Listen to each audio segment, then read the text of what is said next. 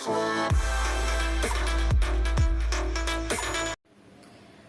Students, आज हम class 10th का chapter 3 that means pair of linear equation in two variables के exercise 3.3 के क्वेश्चन करेंगे। सो क्वेश्चन नंबर 3 से स्टार्ट करेंगे। देखो क्वेश्चन नंबर 3 में क्या है, कुछ वर्ड प्रॉब्लम से प्रीवियस वीडियो में हमने क्या सीखा था, question number 1 and question number 2 में क्या था कि किस तरह से सब्स्टिट्यूशन मेथड से हम पेयर ऑफ लीनियर इक्वेशन को सॉल्व करते हैं। सो सब्स्टिट्यूशन मेथड से सॉल्व करना तो हम सीख चुके हैं। यहाँ पे क्या करना है, ये जो वर्ड प्रॉब्लम है इससे आपको इक्वेशन फॉर्म करना है, पेयर ऑफ लीनियर इक्वेशन आपको फॉर्म करना है, उसके बाद आपको फिर सॉल्व करना है। सो क्वेश्चन रीड करो, देखो क्या कह रहे हैं कि from the pair of linear equation for the following problems and find their solution by substitution method. First question में आपका कह रहा है कि the difference between two numbers is 26 and one number is 3 times the other, find them. Okay, so first question में आपको ये बता रहे हैं कि दो नंबर आपके पास है, ठीक है, दो नंबर के डिफरेंसेस क्या है 26 एंड कह रहा है कि one number is 3 times the other. So दो नंबर के आपको फाइंड करना है, तो आपको यहाँ पे क्या लेट करना है कि let the big number is x and the small number is y। पहले तो आपको लेट कर लेना है कि वो नंबर क्या है। Let the big number be x and the small number be 1। ये हमने सबसे पहले लेट कर लिया। अब रिलेशन क्या दे दिया, उस रिलेशन से हम इक्वेशन फॉर्म करेंगे, इजी है। देखो सो बाय द गिवन कंडीशन हम अब क्या लिखेंगे, बाय द गिवन कंडीशन, जो कंडीशन आपके पास दिया हुआ है उसके हिसाब से आप क्या लिख सकते हो। फर्स्ट में ही आता है कि difference between two numbers is 26, दोनों नंबर का डिफरेंस। तो ऑफकोर्स बिग नंबर्स में से हम स्मॉल नंबर को माइनस करेंगे। सो ये क्या है 26, आपका इक्वेशन 1 आ गया। और नेक्स्ट क्या कह रहे हैं कि नेक्स्ट कहा गया, नेक्स्ट कह रहे हैं कि one number is 3 times the other, one number x, one number is 3 times of other. तो ऑफकोर्स कह रहे कि और एक जो नंबर है उसका 3 टाइम्स से 3 गुना है, एक नंबर दूसरे नंबर के 3 गुना है। तो ऑफकोर्स जो बड़ा नंबर होगा वही इधर लिखना है, छोटे नंबर का 3 गुना है। सो ये बन गया आपका इक्वेशन 2। बस तो इक्वेशन आपके पास है, इसको आपको सब्स्टिट्यूशन मेथड से सॉल्व करना है। सो पहले तो इसको थोड़ा सिंप्लीफाई कर सकते हो। यहाँ पे तो सिंप्लीफाई है, इस पे थोड़ा सिंप्लीफाई करोगे तो ये क्या होगा, सब एक साइड पे लेकर आओ तो ये आपका 0 इस तरह से हमारा इक्वेशन होता है। सो देखो अब हमें क्या करना है, तो अब हमें क्या करना है, इसको इक्वेशन हमने 2 दे दिया। अब हमें क्या करना है, सब्स्टिट्यूशन मेथड क्या है जो हम प्रीवियस वीडियो में सीख चुके हैं। तो अगर आपने अभी तक नहीं देखी हो तो चैनल पे विजिट करो, विजिट करके प्लेलिस्ट चेक करके देख लो। तो सबसे पहले हमें क्या करना पड़ता है, जो फर्स्ट इक्वेशन है तो उसमें उसको x या y के फॉर्म में लिखना पड़ता है। तो इसको हम क्या लिखेंगे, x is equal to 26, y को हम राइट हैंड साइड पे भेज देंगे, ठीक है। x इज इक्वल टू या y इज इक्वल टू, जिसका जो मर्जी, दैट मीन्स x का वैल्यू हमने इस इक्वेशन से निकाला। अब हमें क्या करना है कि इस वैल्यू को हमें सेकेंड इक्वेशन में पुट करना है। So put this value of x, put this value of x is equal to 26 plus y in equation 2। तो इक्वेशन 2 में इस वैल्यू को हम पुट कर देंगे। तो पुट करने से क्या होगा, देखो x की जगह क्या पुट कर देंगे 26 plus y minus 3y is equal to 0। तो यहां से क्या आ गया, देखो y का वैल्यू आ जाएगा 26 minus 2y is equal to 0। This implies 2y is equal to 26, this implies y is equal to 26 by 2, that means 13। y का वैल्यू क्या आ गया 13। सो y का वैल्यू क्या आ गया, मैं ऊपर लिख रही हूँ कि y का वैल्यू आ गया 13। अब ये जो वैल्यू आया इसको आपको फिर से फर्स्ट इक्वेशन में पुट करना है। फर्स्ट इक्वेशन में से हमने एक वैल्यू निकाला, उसको हमने सेकेंड इक्वेशन में पुट कर दिया। सेकेंड इक्वेशन में से y का वैल्यू आ गया, उसको हमें फिर से फर्स्ट इक्वेशन में पुट कर देना है। So put this value of y in equation 1। ये इक्वेशन का शॉर्ट फॉर्म में आप नहीं लिखोगे, ठीक है, आप फुल फॉर्म लिखोगे। तो ये क्या है, पुट कर दो इक्वेशन 1 क्या था हमारे पास, x minus Y is equal to 26, x minus Y की जगह हम पुट कर देंगे 13 is equal to 26। This implies x is equal to 26 plus 13, that means 39। So x का वैल्यू आ गया 39। सो आपको आंसर क्या लिखना है कि the big number is 39 and the small number is 13। हो गया, ठीक है। चलो नेक्स्ट क्वेश्चन रीड करो। The larger of to supplementary angles exceed the smaller by 18 degrees find it. दो एंगल है, ठीक है, सप्लीमेंट्री एंगल, दैट मीन्स जिसको ऐड करके हमारा क्या होता है 180। हमें पता है सप्लीमेंट्री एंगल हम किसको कहते हैं, जब दो एंगल को हम ऐड करके उसका वैल्यू होता है 180, तो वो सप्लीमेंट्री एंगल होता है। तो यहाँ पे तो सबसे पहले आपको लेट करना है कि let the larger angle be X, let the larger angle be X and smaller angle भी 5। आपने लेट कर लिया। अब रिलेशन क्या होगा, बाय द गिवन कंडीशन आप क्या लिखोगे, फर्स्ट में तो आप लिखोगे x plus Y is equal to 180, क्योंकि हमें पता है सप्लीमेंट्री एंगल, दैट मीन्स दोनों मिला के 180 होता है। नेक्स्ट कंडीशन क्या कह रहा है, देखो नेक्स्ट कंडीशन कह रहा है कि the larger of to supplementary angles, दोनों एंगल्स में से जो बड़ा एंगल है एक्सीड द स्मॉलर बाय 18, वो छोटे एंगल से 18 ज्यादा है। दैट मीन्स जो बिग एंगल है, that means x is equal to छोटे एंगल से 18 ज्यादा है। तो इसको थोड़ा एक साइड में लिखोगे तो ये आ गया आपका सेकंड इक्वेशन। बस दो इक्वेशन आ गया। इसको आपको किस मेथड से सॉल्व करना है, सब्स्टिट्यूशन मेथड से। जब क्वेश्चन में गिवन नहीं होगा आप तो किसी भी मेथड से सॉल्व कर सकते हो। तो यहाँ पे बता दिया है कि सब्स्टिट्यूशन मेथड से सॉल्व करना है। तो प्रोसेस क्या है, फर्स्ट इक्वेशन में से x इज इक्वल टू करके लिख लो बस, ठीक है। x इज इक्वल टू, अरे यार ये देखो बहुत सही से हुआ, यस। अब क्या करना है, इस वैल्यू को अब सेकंड इक्वेशन में पुट करना है, ठीक है। तो put this value of x in equation 2, आप लिख लोगे। तो पुट करने से वैल्यू क्या आ रहा है वो मैं दिखा रही हूँ, ठीक है। सेकंड इक्वेशन में अगर पुट करोगे, देखो मैं ऊपर लिख रही हूँ उधर, तो क्या हो जाएगा, x की जगह क्या पुट करना है 180 minus Y, 180 minus Y again minus Y is equal to 18। Second equation में हमने पुट कर दिया, तो ऊपर वो बात लिखना है, ऑफ कोर्स लिखना है, ठीक है। तो यहां से देखो y का वैल्यू आ जाएगा, y का वैल्यू क्या आ जाएगा, -2y is equal to 18 minus 180। So minus करके क्या होगा 162। सो माइनस में आएगा, माइनस माइनस कैंसिल हो जाएगा, that means y is equal to 162 by 2, 2 से 8, 2 से 1, दैट मीन्स 81 डिग्री।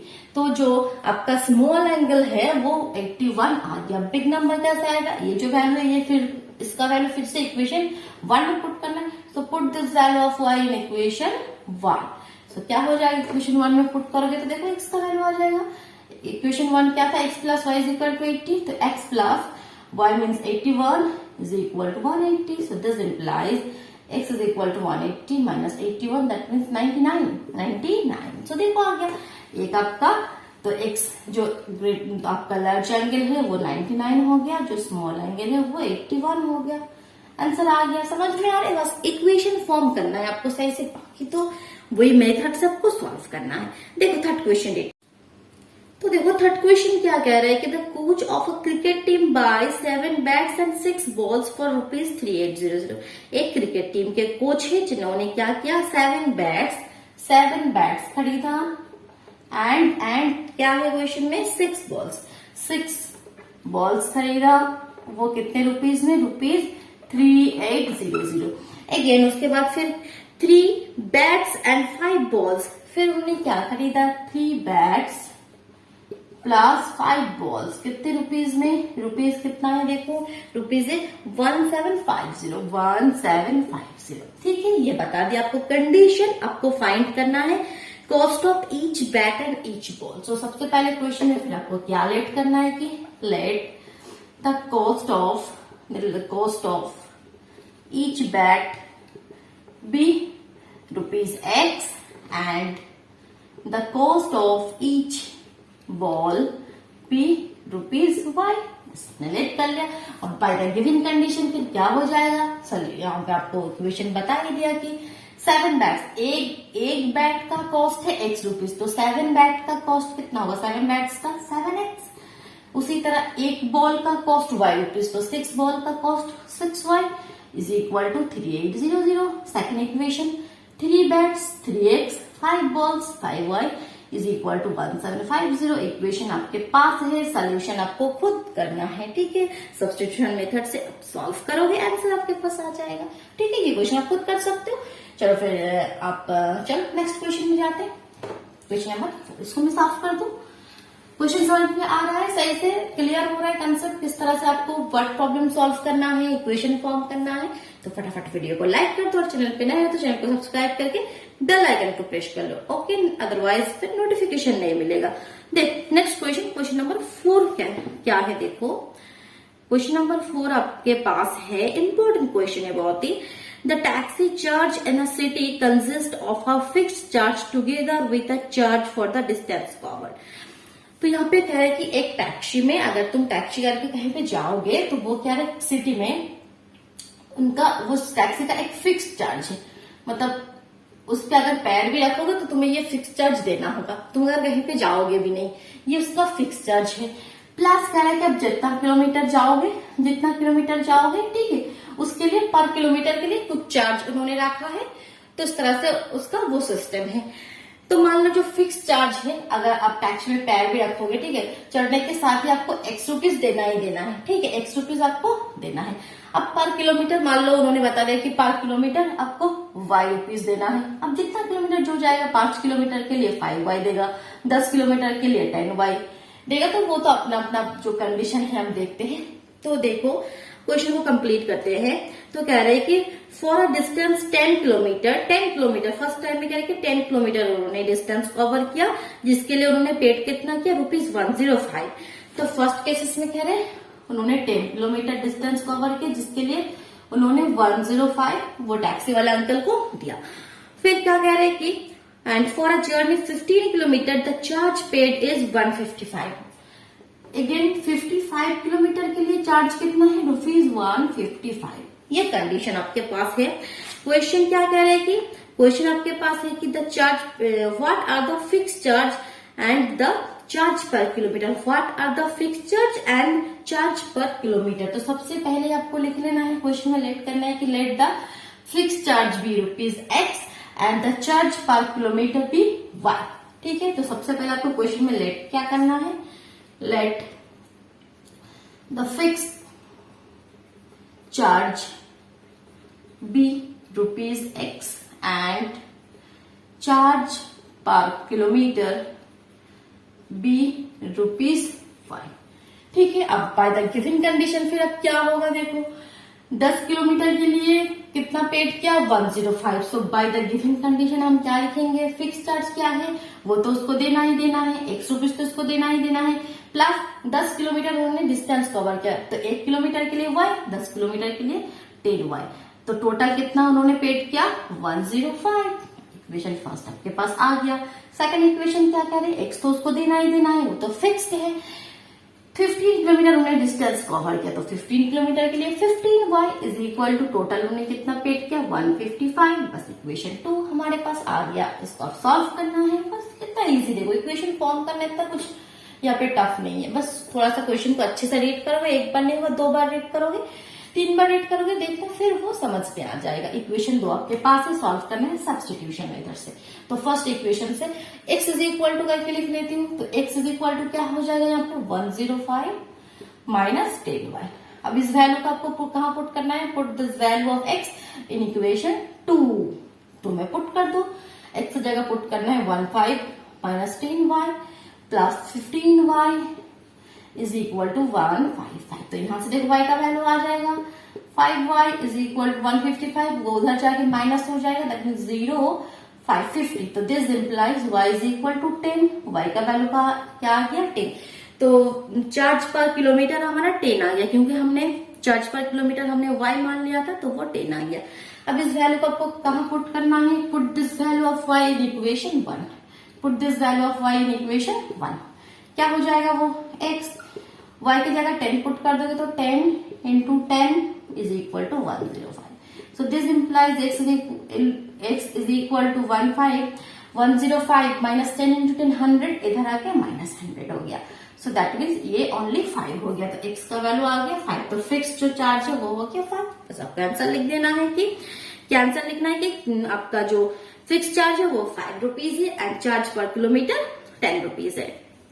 उसके साथ कुछ और एक क्वेश्चन देखो ऐड है कि how much does a person have to pay for travelling a distance of 25 kilometre. 25 kilometre distance cover करने के लिए उसको कितना पे करना होगा 25 किलोमीटर। तो सिंपल, एक आपका फिक्स चार्ज कितना है 5, तो 5 प्लस 1 किलोमीटर के लिए 10, तो 25 किलोमीटर के लिए 25 इंटू 10, तो 5 प्लस यहाँ पे 250, सो 230 रुपीज उसको पेड करना है। नेक्स्ट क्वेश्चन देखो, क्वेश्चन नंबर 5 क्या कह रहा है। A fraction become 9/11 if 2 added to both the numerator and denominator. If 3 is added to both the numerator and denominator, it becomes 5/6. Find a fraction. Fraction आपको find out करना है। तो fraction को हम किस तरह से लिखते हैं, इस तरह से हम लिखते हैं, किसी भी फ्रैक्शन को हम ऊपर न्यूमरेटर में कुछ नंबर होगा, डिनोमिनेटर में कुछ नंबर होगा, तो हम मान सकते हैं कि let the fraction be x by y, ये हम मान लेंगे let the fraction be x by y। अब बाय द गिवन कंडीशन आप क्या लिखोगे, देखो अ फ्रैक्शन बिकम्स 9/11। कोई भी एक फ्रैक्शन कह रहे कि वो 9/11 हो जाएगा, लेकिन क्या करने से होगा, if 2 is added to both the numerator and denominator। अगर आप 2 ऐड करोगे बोथ न्यूमरेटर के साथ एंड डिनोमिनेटर के साथ, तो वो 9/11 में चेंज हो जाएगा। ये आपका हो गया एक इक्वेशन। और एक इक्वेशन क्या कह रहे हैं कि if 3 is added to both the numerator and denominator, अगर आप न्यूमरेटर एंड डिनोमिनेटर के साथ 3 ऐड करोगे, फिर वो चेंज हो जाएगा किसमें, 5/6 में। तो इससे इक्वेशन तो आपके पास आ गया, लेकिन ये इक्वेशन थोड़ा अलग फॉर्म में है, इसको पहले थोड़ा सिंप्लीफाई करके सिंपल फॉर्म में हम लेकर आते हैं। तो ये क्या होगा, देखो अगर क्रॉस मल्टीप्लिकेशन करोगे 11x plus 11 2 22 is equal to 9y plus 9 2 18। So एक साइड पे लेकर आओ, 11x माइनस 9y, यहाँ पे 18 रखा के माइनस 18 होगा, सो 22 माइनस 18 4। सो ये आपका फर्स्ट इक्वेशन हो गया। नो डाउट फर्स्ट इक्वेशन में 11x minus 9y plus 4 is equal to 0। Second equation इसी तरह से लेकर आओ, क्रॉस मल्टीप्लिकेशन करो तो 6x plus 3 6 18 is equal to 5y plus 15। So ये भी हो जाएगा 6x माइनस 5y 18 माइनस 15 यहाँ पे आ गया प्लस 3।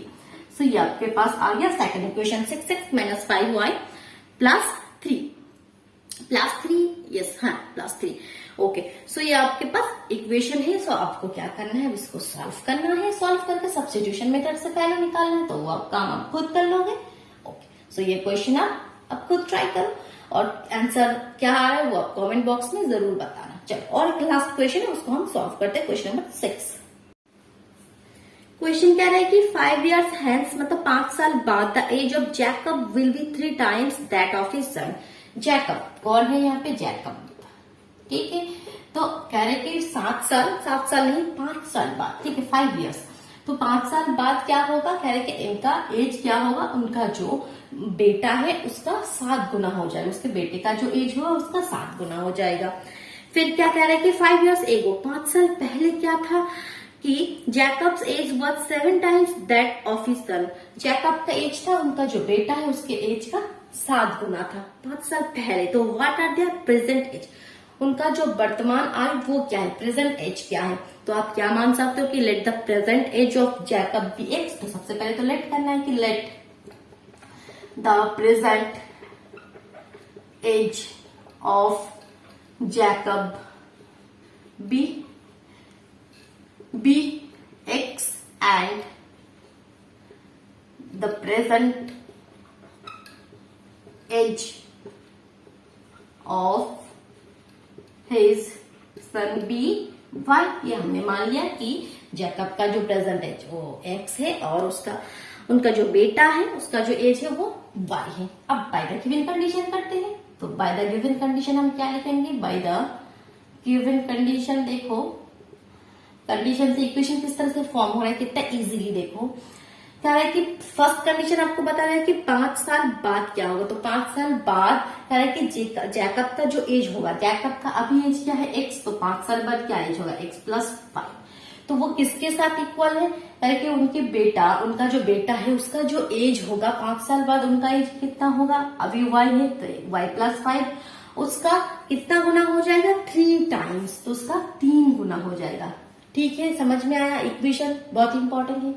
कह रहे कि 5 साल बाद जैकब का एज जो होगा वो किसके साथ इक्वल है, का जो बेटा है उसका जो एज होगा उसके 3 गुना के साथ बराबर है। ये आपका फर्स्ट इक्वेशन है। इसको थोड़ा सिंप्लीफाई करोगे तो x plus 5 is equal to 3y plus 15. So this implies x minus 3y, अगर ये इधर लेकर आओगे so minus 10 is equal to 0. आपके पास फर्स्ट इक्वेशन आ गया।